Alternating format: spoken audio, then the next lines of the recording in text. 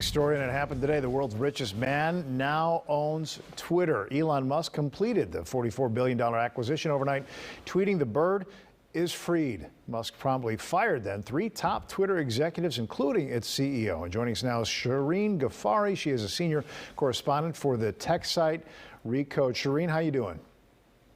Good, thanks. Well, we appreciate you being with us here. So clearly Elon Musk overpaid for Twitter. He didn't want it in the first place after initially wanting to buy it. He avoids a costly and damaging lawsuit. But what's he going to do with it now? And what changes do you expect to see in a short amount of time? That's right. Well, Elon has said he wants to turn Twitter into, a profitable company. He is planning to drastically change operations. We know that. There were reports that he could plan to cut as much as 75% of the workforce.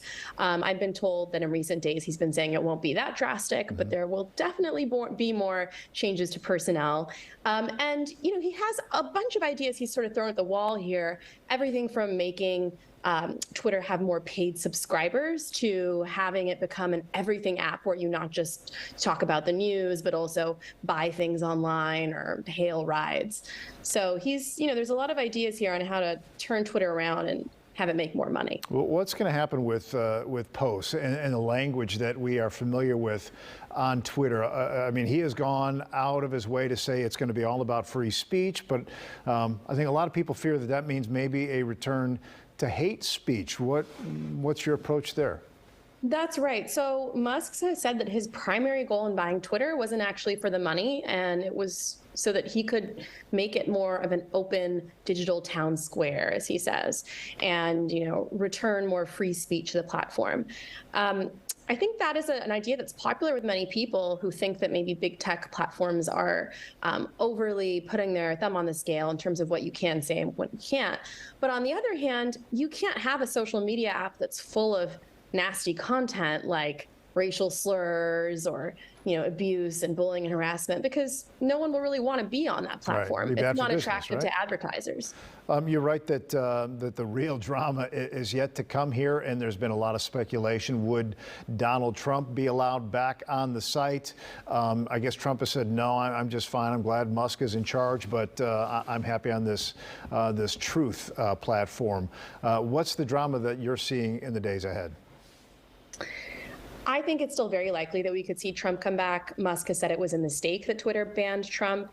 And the latest is that Musk has said he will set up an advisory council that will decide on things like overturning bans. This is that Truth Moderation Council. Any sense about how that will work and what he will do with the algorithm that controls, what users actually see on Twitter? We don't know who will be on the council. I think that's a big question. Twitter has had a similar council in the past, and it has received criticism actually from conservatives for being, too liberal or being a censorship council. So it's a tricky line to try to make a council that people trust. In terms of the algorithm, Musk has said he wants to open up Twitter's algorithm, make it more transparent to people so they know why content is upranked or downranked. But that's a hard thing to do without giving away Twitter's secret sauce, because these companies, their algorithm is their proprietary information. Twitter doesn't make as much money as Facebook does. Facebook has been in trouble here. How long do you think Twitter will stay viable at this point?